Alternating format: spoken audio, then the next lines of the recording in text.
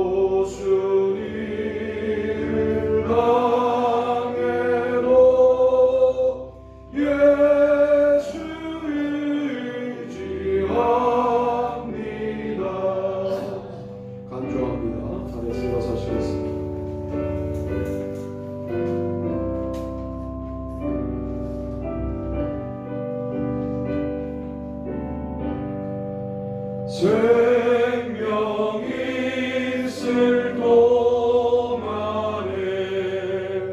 예수 의지합니다. 천국 올라가도록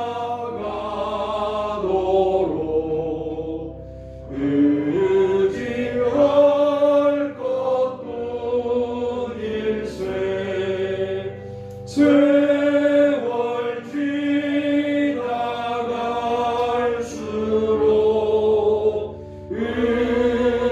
의지할 것뿐일세. 무슨 일을 당해도 예수 의지합니다. 대초에 하나님이 천지를 창조하시니라. 땅이 온돈하고 공허하며 흑암이 깊음 위에 있고 하나님의 영은 수면 위에 운행하시니라. 하나님이 이르시되 빛이 있으라 하시니 빛이 있었고. 아멘.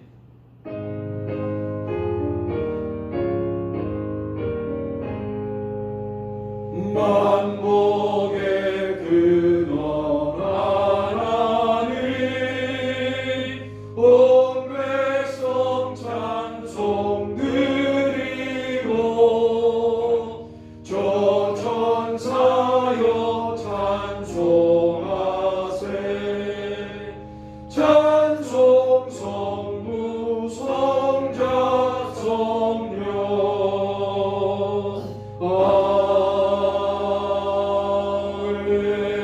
아멘. 사도신경을 암송하심으로 신앙 고백을 하나님께 올립니다. 전능하사 천지를 만드신 하나님 아버지를 내가 믿사오니 그의 아들 우리 주 예수 그리스도를 믿사오니 이는 성령으로 잉태하사 동정녀 마리아에게 나시고 본디오 빌라도에게 고난을 받으사 십자가에 못 박혀 죽으시고 장사한 지 사흘 만에 죽은 자 가운데서 다시 살아나시며 하늘에 오르사 전능하신 하나님 우편에 앉아 계시다가 저희로서 산 자와 죽은 자를 심판하러 오시리라. 성령을 믿사오며 거룩한 공회와 성도가 서로 교통하는 것과 죄를 사하여 주시는 것과 몸이 다시 사는 것과 영원히 사는 것을 믿사옵나이다. 아멘. 교동문 36번입니다. 주여, 주는 대대 우리의 거처가 되셨나이다. 산이 생기기 전 땅과 세계도 주께서 조성하시기 전 곧 영원부터 영원까지 주는 하나님이시니이다. 주께서 사람을 티끌로 돌아가게 하시고 말씀하시기를 너희 인생들은 돌아가라 하셨사오니 주의 목전에는 천년이 지나간 어제 같으며 밤의 한순간 같을 뿐임이니이다. 주께서 그들을 홍수처럼 쓸어 가시나이다. 그들은 잠깐 자는 것 같으며 아침에 돋는 풀 같으니이다. 푸른 아침에 꽃이 피어 자라다가 저녁에는 시들어 마르나이다. 우리는 주의 노에 소멸되며 주의 분내심에 놀라나이다. 주께서 우리의 죄악을 주의 앞에 놓으시며 우리의 은밀한 죄를 주의 얼굴빛 가운데 두셨사오니 우리의 모든 날이 주의 분노 중에 지나가며 우리의 평생이 순식간에 다하였나이다. 우리의 연수가 70이요 당근하면 80이라도 그 연수의 자랑은 수고와 슬픔뿐이요 신속히가니 우리가 날아가나이다. 누가 주의 노여움의 능력을 알며 누가 주의 진노의 두려움을 알리이까. 우리에게 그날 주님을 감사사 지혜로운 마음을 얻게 하소서. 아멘. 다 자리에 앉겠습니다. 최남주 장로님 기도 인도하시겠습니다. 아버지 하나님, 7월이 시작된 지도 벌써 2주가 지나가고 있습니다. 하나님, 7월은 우리가 훈련의 날로 정해놓고 이제 우리의 영적인 훈련을 하는 기간으로 저희가 삼았습니다. 한국 교회와 또한 세계 모든 교회들이 이제 코로나로 말미암아 2년 동안 모든 훈련이 정지되어 있었습니다. 주님, 이제 여름 성경학교가 다시 열리고 있습니다. 또 중고등부 여름 수련회가 열리고 있습니다. 또 각 교회마다 부흥회를 하고 있습니다. 이제 이런 영적인 훈련들을 시작하고 있습니다. 2년 동안 한국 교회는 많이 침체되었고 많은 성도들이 떠나갔습니다. 이제 다시 우리가 이 한국 교회에 부흥의 불을 붙이기 위해서 아버지 하나님 다시 한번 기도하게 도와주십시오. 말씀으로 돌아가서 우리가 더욱더 성령 안에서 부흥하는 교회 역사를 일구게 도와주시옵소서. 우리 사랑교회도 이제 우리가 여태껏 우리가 나태했던 우리의 신앙을 돌아보면서 다시 한번 이 훈련의 날을 맞이해서 우리가 마음을 각성하여 하나님께 더욱더 열심히 나갈 수 있는 귀한 계기로 삼게 도와주시옵시고, 특별히 하나님께서 우리 단 하루라도 우리가 모여서 이제 우리 여름 집회를 아버지 행할 때 하나님 도와주셔서 성령이 충만하게 도와주시옵시고, 우리가 그동안 하지 못했던 것 하나님 앞에 회개하는 시간 되게 도와주시옵시고, 하나님이 원하는 귀한 성도로서의 삶을 살아갈 수 있는 예수님께 성도가 되게 하여 주시옵소서. 하나님이 우리한테 원하시는 것이 무엇이겠습니까? 바로 말씀대로 살아가는 것 아니겠습니까? 우리가 말씀대로 살아갈 수 있도록 말씀을 보게 하여 주시옵소서. 말씀을 보지 않고 어떻게 말씀대로 살아갈 수가 있습니까? 말씀 대신 예수 그리스도께서 우리 안에 어떻게 내주하실 수가 있겠습니까? 주님, 말씀을 우리가 늘 묵상하게 도와주시옵시고, 또한 기도로서 우리가 우리 안에 내주하고 계시는 성령님과 교제하는 성도가 되게 하여 주시옵소서. 성령의 역사가 있지 않고는 우리가 어떻게 하나님의 말씀대로 살아갈 수가 있겠습니까? 성령께서 우리 안에서 역사하실 때 우리는 그 성령의 역사를 힘입어서 악한 마귀와 싸워 승리하게 도와주옵시고 많은 기적과 이적이 나타날 수 있도록 주님 도와주시옵소서. 그래서 우리가 우리의 삶을 이제 여호와 하나님께 맡길 때 우리가 지나간 세월들을 돌아보면서 하나님의 온전히 도우심이 없었다면 내가 이 자리에 설 수 없었다고 고백하는 저희들이 되게 하여 주시옵소서. 이제 하나님께서 이번 주 한 주간 동안에 룻기를 통하여서 룻과 보아스가 결혼함으로 말미암아 이제 이 다윗의 증조부가 되었습니다. 아버지 하나님, 이와 같이 한 사람이 결단하여 새로운 삶을 살아갈 때 하나님께서는 그의 모든 종족 중에서 다윗과 같은 위대한 왕을 탄생시킴으로 말미암아 아버지는 이스라엘의 한 지평을 세우셨으며 또한 아버지는 예수 그리스도의 족보에 오르는 놀라운 역사가 있었습니다. 주님, 우리들도 우리의 자녀들을 말씀으로 잘 가르치고 온전히 주 안에서 그들을 위하여 기도함으로 말미암아 우리의 자녀들이 또 우리의 후손들이 하나님 앞에서 온전한 사람으로 세워지게 도와주시옵시고 하나님 나라의 큰 일꾼으로 사용되는 놀라운 역사가 있게 하여 주시옵소서. 아버지는 우리의 자손들만 바라봅니까? 우리들은 무엇을 하고 있습니까? 우리들도 하나님의 손에 붙잡히기 원합니다. 하나님의 손에 붙잡혀서 해야 될 일을 망설이지 말게 도와주시옵시고 우리가 그 일들을 감당해 나가며 하나님 보시기에 정말 기뻐하시는 귀한 성도로 아버지 세워 주시옵소서. 오늘 말씀을 두고 서신 목사님이 함께 해주셔서 말씀을 전하실 때마다 성령께서 강력한 역사로 말미암아 우리 성도들에게 그 말씀이 놀라운 말씀이 되어서 우리의 마음을 열고 그 말씀을 받음으로 말미암아 우리가 변화되게 도와주시고 성령이 충만하게 도와주시고 아버지 말씀과 동행할 수 있는 귀한 말 메시지가 선포되게 도와주시옵소서. 하나님께서 우리 목사님의 건강을 붙잡아 주시옵시고 아버지께서 함께 해주셔서 정말 하나님께 귀하게 쓰임받는 주의 종이 되시도록 주님 도와주시옵소서. 이 시간 예배하는 우리 모든 성도들 마음을 열고 아버지께 예배하게 도와주시옵시고 우리가 우리 마음속에 말씀을 받고 아멘으로 화답하며 하나님께서 기뻐하시는 예배의 시간이 되게 하여 주시옵소서. 감사하며 그리스도 예수 이름으로 기도하옵나이다. 아멘. 찬양으로 기도합니다. 623장입니다. 주님의 시간에 아름답게 모든 것 변하리. 주님 나의 갈 길을 인도하여 주시니 주의 뜻을 따라서 살리라. 주님의 시간에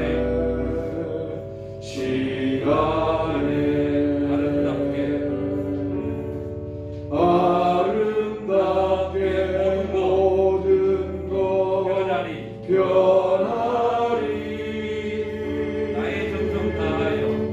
나의 정성 다하여 주를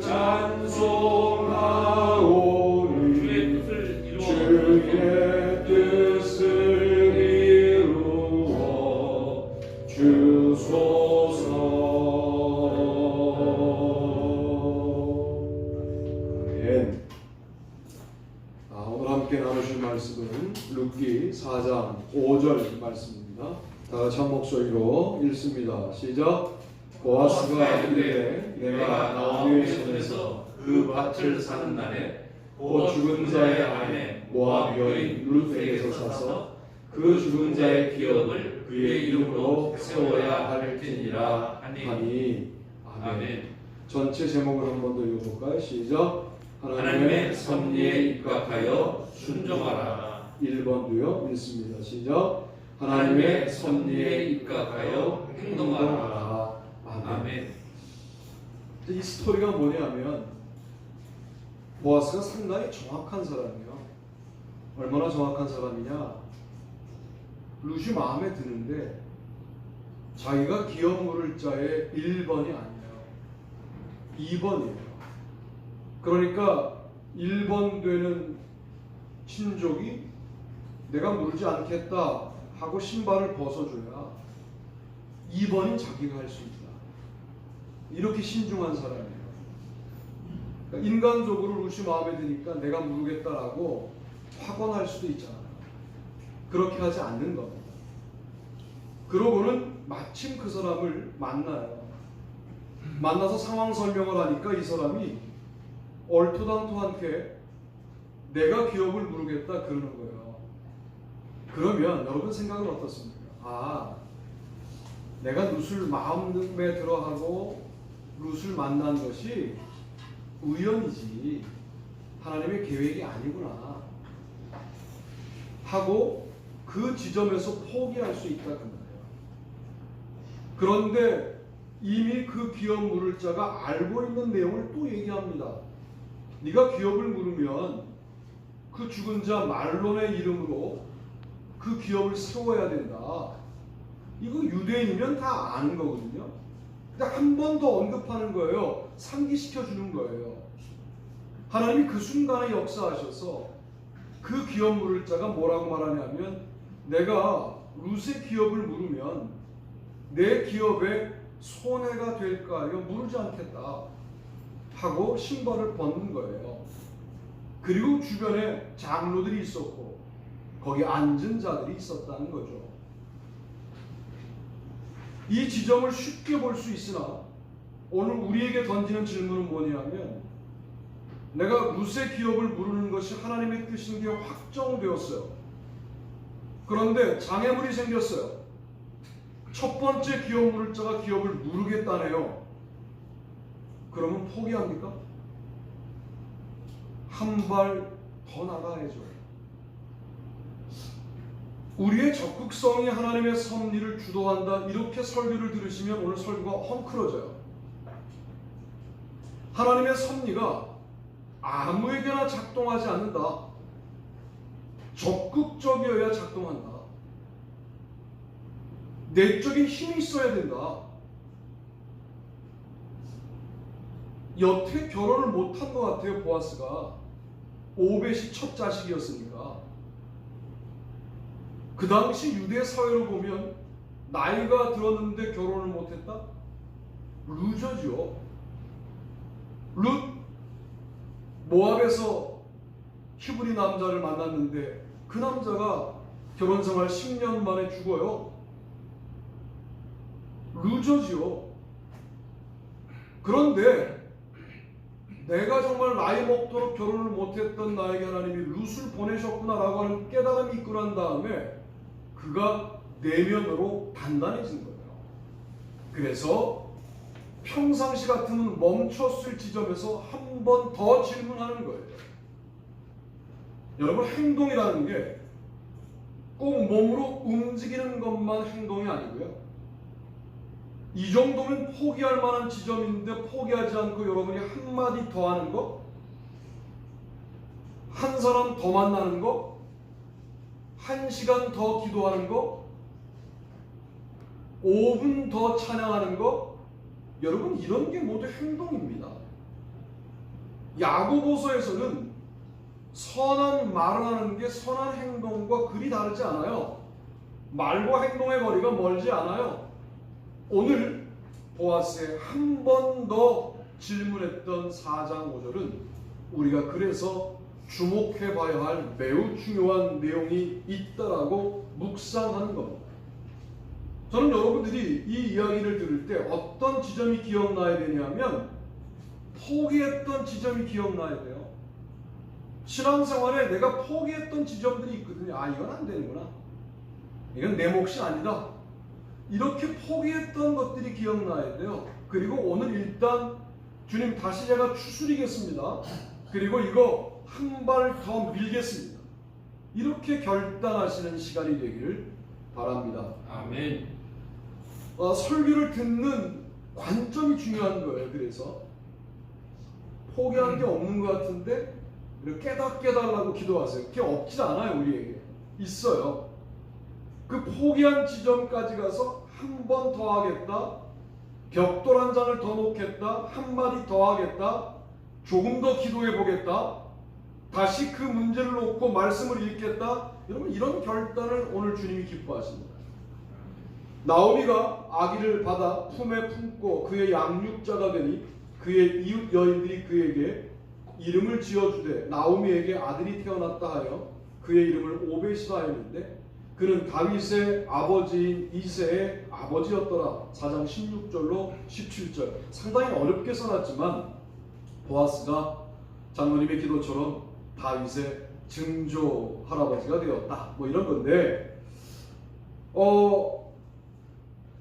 나오미가 알았을까요?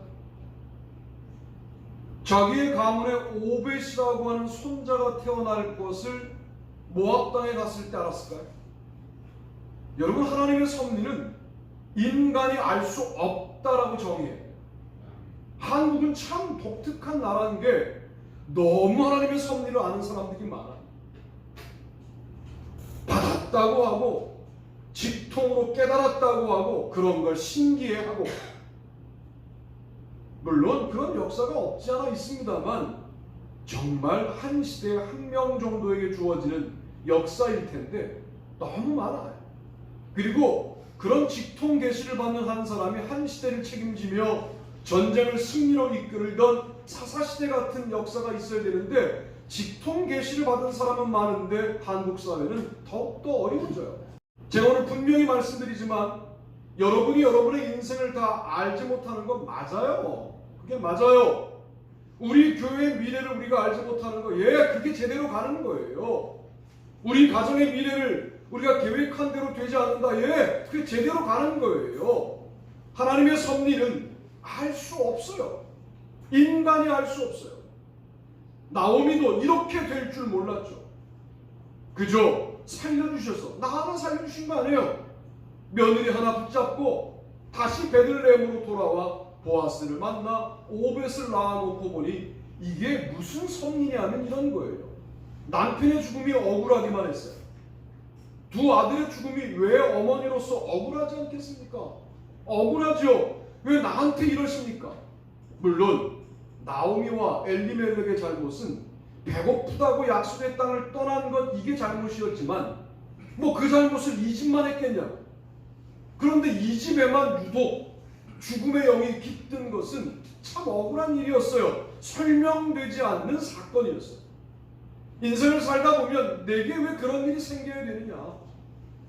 왜 나를 그렇게 대우하시냐? 내가 죄인이 아니라는 게 아니라 나보다 더 악하게 사는 자들은 잘 되는데 왜 나는 이렇게 어렵게 만드느냐? 이렇게 시험 들 때가 있죠. 나오미 같은 건 어땠겠습니까? 너무 심각한 시험거리 아닙니까? 남편이 덜컥 죽더니 10년 뒤에 두 아들이 죽어요. 이 어머니로서 감당하기 어려운, 아내로서 감당하기 어려운 그런 절망 아닙니까? 그런데 오벳을 안았다고 남편의 죽음이 다 설명되거나 오벳을 안았다고 말론과 기돈의 죽음이 모두 해명되는 것은 아니지만 우리 집안에 있었던 고난이 오늘 오벳으로부터 회복이 시작되는 출발이구나 하는 어렴풋한 깨달음을 갖게 되는 거예요. 이 정도. 나오미는 이 정도였을 거예요. 오벳 정도를 봤을 거예요. 그 다음 이새를 봤을까? 다윗을 봤을까? 어려웠을 거예요. 룻은 이새를 보고 다윗까지 봤지만 다윗이 왕이 되는 장면을 보기는 또 어려웠을 거예요. 그러니까 마지막 죽는 순간까지 해명되지 않는 게 인생이다. 우리는 해명되지 않은 인생에 대해서 무척 힘들어합니다. 어떤 형태로도 해명하려고 그래요. 그리고 그 해명을 나름대로 어거지든 순적하든 해놓고 난 다음에 그것을 감당하려고 그래요. 그런데 해명되지 않는 아픔을 끌어안은 채 하나님의 섭리가 아직도 나에게서 떠난 것이 아니다 하는 사실을 굳게 믿고 나에게 오벳은 언제 올 것인가를 기대할 수는 없을까? 하나님의 섭리에 입각하여 행동하자. 오벳을 기대하자 하는 말씀을 드리는 겁니다. 베레스의 계보는 이러하니라. 베레스는 헤스론을 낳고 헤스론은 람을 낳고 람은 암미나답을 낳고 암미나답은 나손을 낳았고 나손은 살몬을 낳았고 살몬은 보아스를 낳았고 보아스는 오벳을 낳았고 오벳은 이세를 낳았고 이세는 다윗을 낳았더라. 4장 18절로 22절. 이번 주에 룻기가 4장밖에 안 돼서 이 룻기 4장으로 7번 설교하다 보니까 계속 내용이 겹치는데 겹쳐도 다른 묵상이 되더라고요. 참 성경이라는 게 참 무섭습니다. 룻에게도 재수 없는 일이죠. 사실은 인간적으로 말하면 히브리 남자를 만나서 결혼했는데 덜컹 죽네? 여러분 잘 생각해보세요. 하나님의 역사가 얼마나 신기한지. 말론과 10년 결혼 생활에 아기가 없었어요. 근데 보아스를 만나 보아스가 룻에게로 들어가자 아기가 생겨요. 물론 이 설교를 또 아기가 없는 집들이 또 상처받지 않기를 바라요. 참 설교자가 어려워요. 그래서 앞에 퇴물은 주님이 막으셨다면 뒤에 결혼 생활이 얼마 되지도 않았을 때 아기를 주시는 것은 하나님의 섭리가 작동하기 시작하는 거죠. 룻에게서 남편의 죽음이 다 설명 안 되는 거예요. 왜 그렇게 일찍 가야 했을지. 룻에게서 아기가 없는 게 설명이 안 되는 거예요. 애라도 있으면 외로움을 좀 삭힐 텐데 애도 없어. 10년 동안에. 뭐 이렇게 철저하게 저주받은 인생이 있을까라고 여기지 않았겠냐. 그런데 오벳을 안고 보니까 이러시려고 그랬나? 전부 해명되진 않아요. 아마 다윗도 보고 룻이 예수님까지 봤다면 해명이 끝나죠. 인류를 구원하는 구속사의 큰 서클 안에 나의 아픔이 있었구나. 인류 전부를 품는 하나님의 모든 인류를 향한 사랑 안에 나의 아픔이 쓰였구나. 이건 해명이 끝나죠. 이건 해명이 끝나요. 그러나 오벳 하나를 안고는 해명이 끝나질 않지만 어렴풋하게 뭔가 있다. 뭔가 남아있다. 우리 가문에 뭔가 남아있다라고 하는 생각을 하게 되는 거예요. 여러분 그게 신앙생활이에요. 우리는 신앙생활을 투입했어요. 결과를 주세요. 이렇게 했다고요. 그동안 내가 기도했어요. 응답하시라고. 이렇게 해온 거예요. 그리고 기도도 이렇게 하죠. 아예 그냥 위협적으로 기도하죠. 40일 작정 기도. 내가 했으니까 응답하시라고. 안 하시는 것도 하나님의 자유예요. 1000일, 만일을 기도해도 하나님 응답하고 싶지 않으시면 안 하시는 거예요. 그건 그분의 자유예요. 그분의 주권을 인정하는 기도는 그런 게 아니잖아요. 그런데 우리는 무슨 치성을 드리는 우리의 무교적 전통이 기독교에 그대로 들어와서 작정 기도를 하면 무언가 응답을 받는 그런 무슨 공식 같은 것으로 이해하는, 걷다가 금식까지 하면 더 놀라운 응답이 오는 것으로 알고 있는 이상한 신앙들이 있는 거예요. 그러나 40일을 금식하면 여러분을 향한 하나님의 섭리가 다 깨달아진다면 그분이 하나님이겠습니까? 우리에게 다 파악된 하나님이 하나님이시겠냐고요.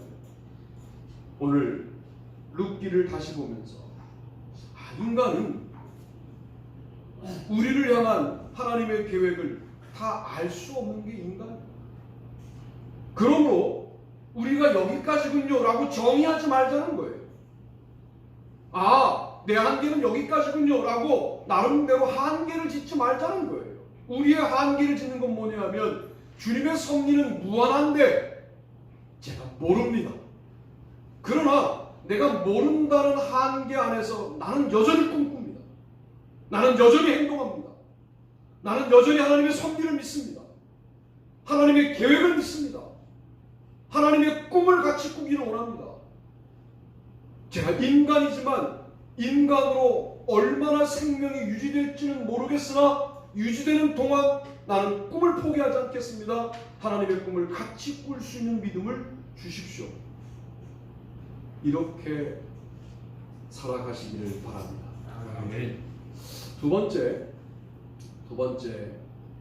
읽어보시죠. 읽습니다. 시작. 하나님의 섭리에 입각하여 전파하라. 여호와께서 이르시되 내가 수고도 아니하였고 재배도 아니하였고 하룻밤에 났다가 하룻밤에 말라버린 이 방랑물을 아꼈거든. 하물며 이 비행성성 니느웨에는 좌우를 분별하지 못하는 자가 12만여 명이요 가축도 많이 있나니 내가 어찌 아끼지 아니하겠느냐 하시니라. 아멘. 요나서 4장 10절로 11절 말씀입니다. 이게 요나서의 마지막 장면이에요. 우리가 하나님을 믿죠. 그리고 개인적인 경험을 해요. 아, 하나님 이런 분이구나. 영적인 체험을 해요. 그래서 나의 하나님이 확정되어 우리는 여기까지를 좋은 믿음이라고 그동안 이야기해 왔어요. 그런데 이 믿음의 문제는 뭐냐면 너의 믿음을 인정하지 않는다는 데에 문제가 있어요. 특별히 영적인 경험이 동반된 믿음은 그게 절대적으로 바뀌어요. 내 경험이 절대가 되는 거예요. 제가 지난주에는 내 감정이 절대가 된다라고 말씀을 드렸잖아요. 그런데 이번 주는 내 경험이 절대가 되는 거예요. 내가 만났어. 자, 사람도요. 지난주 만나고 이번 주에 또 만나는데 여러분 좀 달라요. 얼굴이 지난주도 좀 그을러 보이기도 하고 살이 쪄 보이기도 하고 인간도요. 한 주일 지나서 만나는데 달라요. 근데 우리가 하나님을 만난 경험은 아주 오래전의 경험이거든요. 그 경험을 절대화한다고. 아, 내가 경험한 분이야. 이게 이제 초반에는 좋은 믿음이에요. 살아계신 분이야. 무슨 소리야? 그런데 그 믿음 때문에 니느웨도 믿음을 가질 수 있다는 사실은 인정하지 않는 거예요.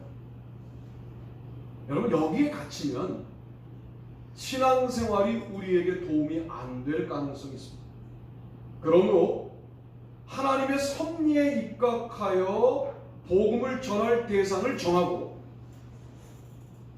복음을 전할 대상을 저 사람은 아니라고 제외하지 말고 하나님이 저 사람도 사랑한다면 저 사람도 복음이 필요한 사람이라고 우리가 여길 수 있는 마음을 가져야 하나님의 섭리에 동참하게 됩니다. 요나는 유대 중심주의, 선민주의를 갖고 있었던 유대인들 전부를 대변하고요. 그런데 요나를 혼란스럽게 만드시면서 니느웨를 구원하겠다 하시는 하나님의 의지를 표명하면서 하나님은 이제 단순히 유대인만의 하나님이 아니에요. 나만의 하나님이 아니에요. 너의 하나님이기도 하다 하는 사실을 지금 알려주고 있는 겁니다. 그러므로 우리는 그런 생각을 많이 하잖아요. 하나님을 내가 경험했으니까 그 하나님이 너무 절대적이어서 그 하나님에 대해서 우리가 어떤 생각을 하냐면 더 이상 발전하시지 않고 더 이상 다른 면모를 갖고 계시지 않고 내가 경험한 하나님으로 그대로 머물러 계신 분으로 착각을 해요. 예, 물론 하나님은 변하는 분은 아닙니다. 그러나 여러분이 경험한 하나님이 하나님의 어떤 면일지가 잘 생각해 보세요. 억만분의 1 정도를 경험해 놓고 하나님을 다 아는 것처럼 말하는 거 대단히 위험한 일이라고 말씀을 드리고 싶어요. 과학자가 하나님은 없다라고 자신이 정의한 과학적인 정의에 따라서 하나님을 정의하는 것도 위험하지만 하나님을 매우 부분적으로 경험하고 전부 알고 있다고 착각하는 것도 위험합니다. 오늘 요나서의 위험성은 하나님을 다 알고 있다라고 하는 전제인 거예요. 우리는 하나님을 다 알지 못합니다. 여러분 죽을 때까지 인간인 우리가 하나님을 새롭게 깨닫고 또 묵상하고 또 경험하고 또 기도하고 만난 하나님이 하나님의 전부라고 한다면 나는 그런 하나님을 안 믿겠습니다. 하나님은 너무 신비롭고 너무 무한하고 우리가 매일 새롭게 경험해도 마지막 순간까지 그렇게 경험하다가 하늘나라 가도 또 새롭게 하나님을 경험할 수밖에 없는 그분이 하나님이신 거지. 그렇다면 나는 사랑하는데 너는 아닐 거야 라고 하는 우리들의 생각들은 얼마나 위험하냐. 이게 도리어 하나님의 섭리를 방해하는 것 아니냐 하는 말씀을 드리고 싶은 겁니다. 박농쿨 사건이 나오잖아요. 니느웨가 망하는 걸 보려고 3일 길을 다니며 복음을 증거해야 되는데 하루 길만 다니다가 휙 들어와서 아주 불성실한 복음 전파를 한 거예요. 그런데 그 하루만 복음을 듣고도 입에서 입으로 전파해서 짐승들까지 모두 죄를 뒤집어쓰고 그리고 모두 왕도 죄 위에서 회개하지 않습니까? 그게 꼴사나운 거예요. 쟤들은 저주를 받아야 되는데 왜 회개하지? 이게 싫은 거예요. 이렇게 신앙생활이 엉망이 될 수도 있다는 거예요. 그 망할 거를 기대하느라고 쳐다보고 있는데 너무 더운데 하나님 박농쿨을 자라게 해서 그늘을 만들어 주신 거예요. 너무 감사한 거예요. 지금 니느웨를 쳐다보는데 매우 좋은 생명체 하나를 만난 거예요. 너무 필요한 거죠, 얘가. 하나님이 다시 벌레를 동원하여 갉아먹게 하셔서 말라 비틀어지자 왜 나한테 이러시냐고 박농쿨 하나 때문에 따지기 시작하는 겁니다. 그때 오늘 말씀이 나오는 거 아닙니까? 너 박농쿨 하나 때문에 이 박농쿨을 너 그늘이 필요해서 아끼냐? 하물며 이 큰 성읍 니느웨 좌우를 분별하지 못하는 자가 12만여 명이나 있다. 내가 어떻게 아끼지 않겠냐? 아끼는 것과 필요로 하는 것은 다릅니다. 여러분, 세상에서 만나는 아주 개차반 같이 보이는 사람들도 하나님이 사랑하시는 영혼이라고 한다면 물론 비판할 수 있어요. 그러나 궁극적으로는 구원받아야 될 영혼이구나 이렇게 바라봐야 돼요. 교회가 부흥하려면 성도들을 향하여 원망과 불평을 하면 안 돼요. 또 목회자를 향하여 원망과 불평이 많으면 안 돼요. 목회자가 실수할 수도 있죠. 실수하면 뭐 해야 되죠? 불쌍한 영혼이구나. 그런 마음을 기본적으로 가져야 돼요. 저도 여러분을 향해서 그게 안 되는구나. 그런 게 어렵구나. 내가 사랑해줘야 될 영혼이구나. 이 마음이 겹치고 겹쳐서 풍성해져요. 우리가 필요에 따라 사람을 만난다라고 하는 느낌이 들 때가 가장 비참한 겁니다. 물론 여러분이 제게 필요하죠.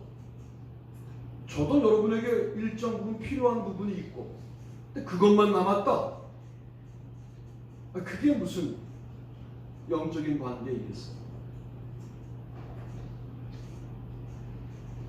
우리가 서로를 영혼으로 바라볼 수 있게 되기를 축복합니다. 아멘. 영혼으로 보이게 해달라고 기도하세요. 근처에 있으니까 영혼으로 안 보이죠. 여러분, 이게 이제 인간의 한계인데 친하니까 영혼으로 안 보여요. 저 사람 왜 저러지? 얘가 왜 그러지? 그때에도 여러분 그런 일들을 만나잖아요. 그때 제가 공식을 알려드릴게요. 그때 기도하시고, 지금 매우 미운 감정이 드는 저 사람을, 집에 있는 그 사람을 영혼으로 바라볼 수 있게 해주십시오. 여러분, 이 기도가 그 순간 해야 될 기도인데, 그 순간은 우리가 감정에 휩쓸려서 그런 기도까지 못 가는 거예요. 여러분이 어떤 감정적으로 막 격동이 일어날 때 그 격동의 와중에 정신을 차리고, 영적인 정신을 차리고 영감을 다시 일깨워서 내가 지금 막 싸우는 저 대상이 주님도 불쌍히 여기고 구원하기 원하시는 영혼이구나 하고 기도할 수 있게 됩니다. 그렇게 전진해 가시기를 바랍니다. 아멘. 그게 바로 하나님의 섭리에 입각하여 말씀을 전하는 요나를 뛰어넘는 선지자적 삶을 사는 방법이다 라고 분명히 말씀을 드릴 수가 있겠습니다. 이렇게 말하는 저도 막 머리 쓰고 사람 쫓아다니고 제가 이제 그럴 때가 올지도 모르죠, 그렇죠? 아직까지는 안 그랬으니까 설교할게요 제가. 그리고 막 사람을 필요에 따라 만나고 손절하고 이런 사람들을 보면서 나도 함부로 말하더라. 저도 함부로 말하고 있어요. 그게 인간의 기본적인 속성인데, 그리고 어쩌면 나도 그럴 수 있는 속성이 충분히 있는 거예요. 사람이 영혼으로 보여야 박너풀 하나 때문에 웃고 울고 하는 요나 같은 수준을 넘어서게 됩니다. 니느웨를 아끼지 않겠느냐? 그래서 요나가 아꼈다 이런 말이 없어요. 요나서에 어쩌면 그 과제가 동일하게 우리에게 주어져 있는 것이 아닐까. 박너풀과 니느웨 사람을 비교할 때 더 못해요. 니느웨 사람들이 이럴 수 있을까? 이게 맞는 건가? 아니 박너풀의 소중함보다 니느웨 사람들의 소중함이 더 못한 판단을 받는, 그런 판단을 내리는 나는 지금 정상인가? 이렇게 우리에게로 돌아와서 다시 영혼으로 바라보는 저와 여러분이 되기를 바랍니다. 아멘. 마지막 세 번째로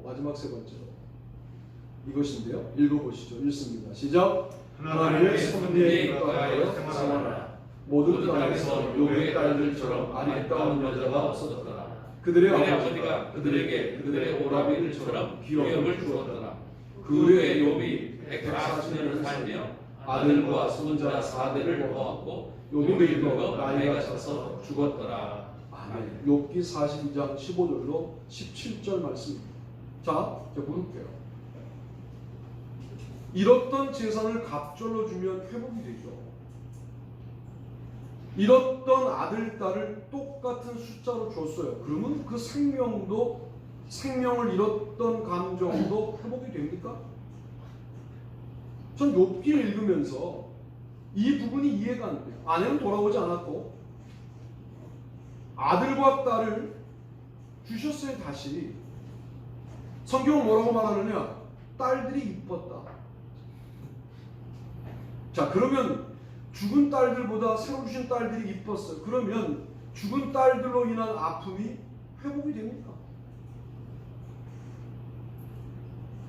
생명은 그런 게 아니지 않습니까?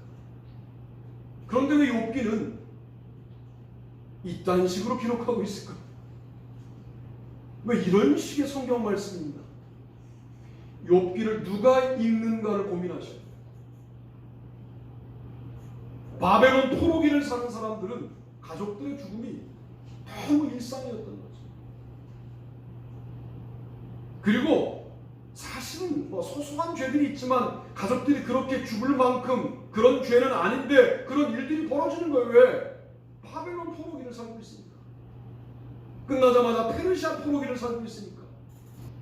물론 어느 부분 내가 율법을 못 지켜서 이런 고난이 오나 하다가도 못 지킨 것에 비해서 너무 고통이 심한 거 아니냐? 이런 흔들림이 있는 이스라엘 백성들에게 욥기는 어떤 기능을 할까요?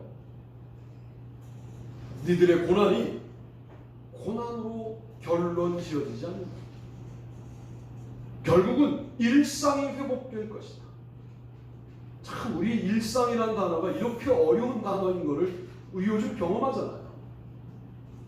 일상이 회복되었다 그러는데 다시 2만 명이 넘고 10월 달에 목사님들, 목회자들 수련회 제주도 가시겠다는데 그게 뭐 한 또 8만 명 되면 취소되지 않겠어요? 내가 선교부 행사를 취소시킬 수는 없지만 참 일상이라는 게 이렇게 어려운 거구나.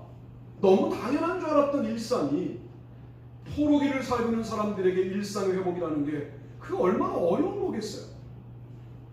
욥을 들어서 포로기를 살고 있는 이스라엘 백성의 모든 고난을 한꺼번에 쓸어안고 너 욥보다 고난이야?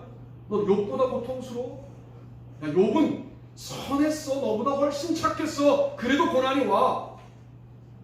공식? 네가 믿음을 지키면 축복을 꼭 줘야만 하는 공식? 그런 거 없어. 믿음을 갖고 있어도 율법을 지켜도 고난은 올 수 있어. 이건 하나님의 자유야. 그런데 반드시 일상으로 그게 회복이었다. 죽은 아들을 대신했다. 죽은 딸들을 대신했다. 딸들은 이뻤다. 이게 아니라 일상의 회복.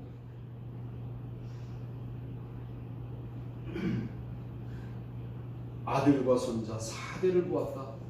욥이 늙어 나이가 차서 죽었다. 이 일상의 회복에 대한 하나님의 섭리가 오늘을 고난 속에서 살게 하는 것 아닌가. 제가 분명히 주님이 저에게 주신 고난을 가지고 말씀을 드린다면 저도 모르고 여러분도 모르는 단 한 가지 사실이 있다고 한다면 하나님의 섭리는 여전히 우리 안에서 역사하고 계시다. 아멘. 그러나 우리는 모른다는 거죠. 모르지만 그 안에서 생활하고 행동하고 그 안에서 기대하고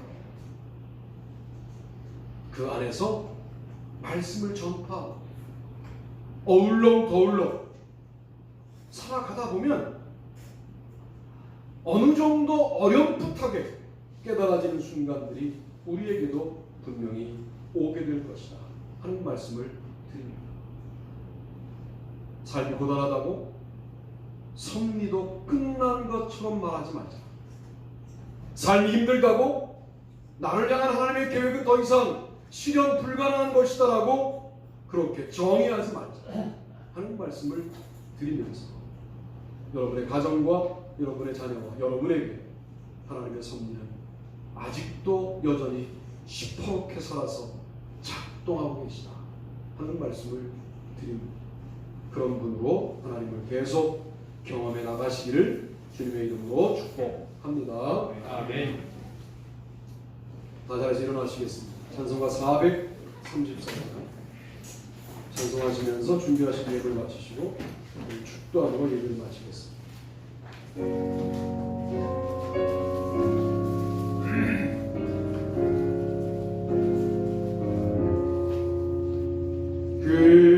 귀하신 주여 날 붙드사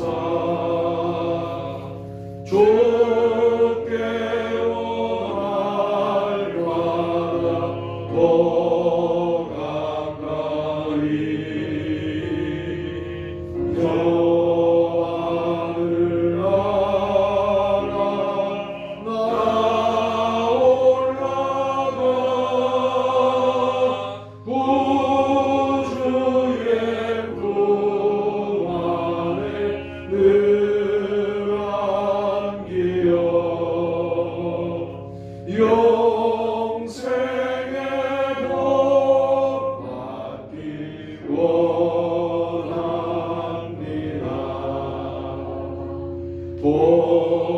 봉헌한 울고 나 없어도 날마다 주께로 더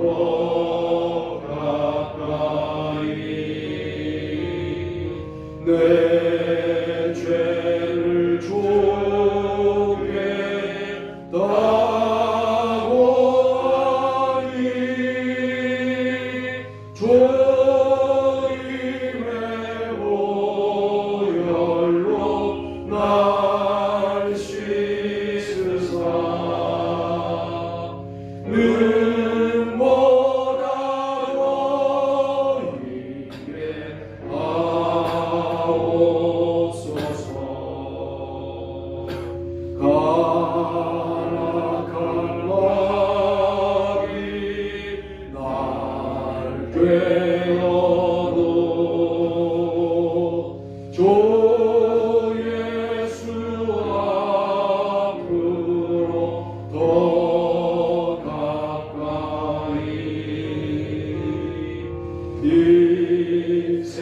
세상 속한 그 오영신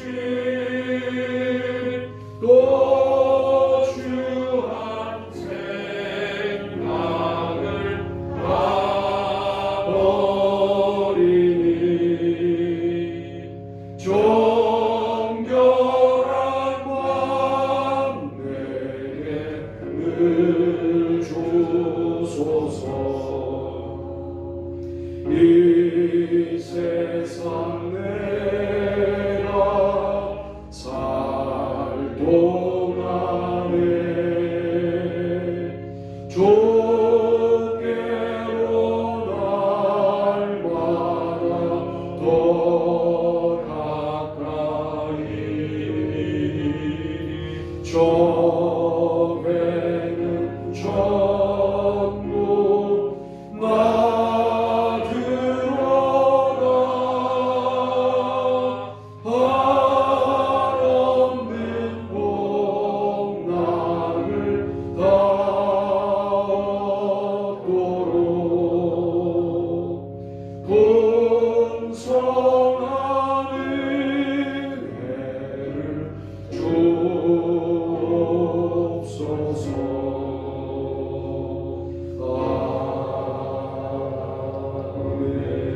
아멘. 기도하십시다. 하나님, 미력하고 사소해 보이고 아무것도 아닌 것 같은 우리의 인생을 돌아보시고 여전히 섭리하시고 계획을 이루어 가시고 계시는 하나님을 찬양합니다.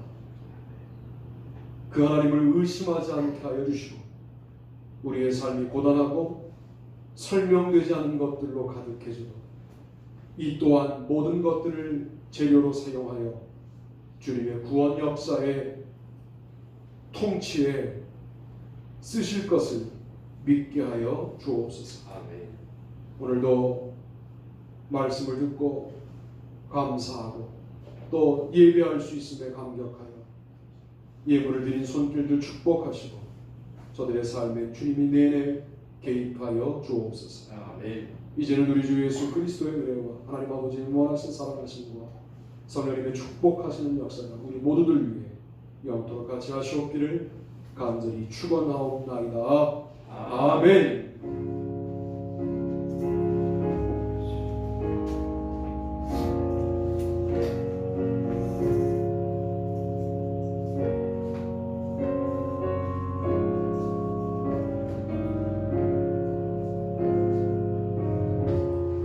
한 주간 동안 승리합시다 인사하고 앉으시면 제가 광고하겠습니다. 지금 훈련이 아니고요. 준비된 그리스도의 군사로 삽시다. 병원에 입원하고 계신 성도님들과 코로나로 고생하시는 분들 계속해서 기도해 주시고요. 다음 주 예배 기도는 조학기 장로님이십니다. 주일 예배는 현장 예배와 줌 예배를 병행합니다. 뭐 새벽 기도도 그렇고 수요 기도도 그렇고 금요 기도도 그렇고 병행을 하고 있으니까 여러분 꼭 기억하시기 바라고. 이번 주 영성 선배님께 새벽기도 묵상은 사무엘상입니다. 역사서가 상당히 흥미롭고 은혜롭고 그렇습니다. 말씀의 능력을 같이 경험하게 되길 바라고요. 김용주 성도님, 김민재 권사님, 여러분 기도해 주실 때 전대희 성도님 하늘나라 가셔서 남아있는 유가족들 기도의 방향을 좀 바꾸셔서 기도해 주시면 감사하겠고 젊은 남편을 보냈으니 아내도 젊겠죠. 애들도 어리고 살아가기 막막할 텐데 거기까지 또 기도를 해야 될 것 같습니다. 기도해 주시기를 바랍니다. 그리고 7월 31일 날 장로님 두 분이 말씀하신 건데 우리 교회에서 그냥 오후 예배를 그동안 못 드렸으니까 우리 11시에 드리고 고기 굽고 식사하시고 2시에 말씀 나누고 그렇게 하자 이렇게 생각을 좀 하고 있으니까 7월 31일은 좀 더 많이 오셔서 함께 우리가 여름 수련회 딴 데로 가는 것도 뭐 복잡하고 하지만 우리 교회 안에서 함께 교제하고 하실 수 있도록 하시면 좋겠습니다. 다른 광고 없으시죠? 주님께 영광의 박수.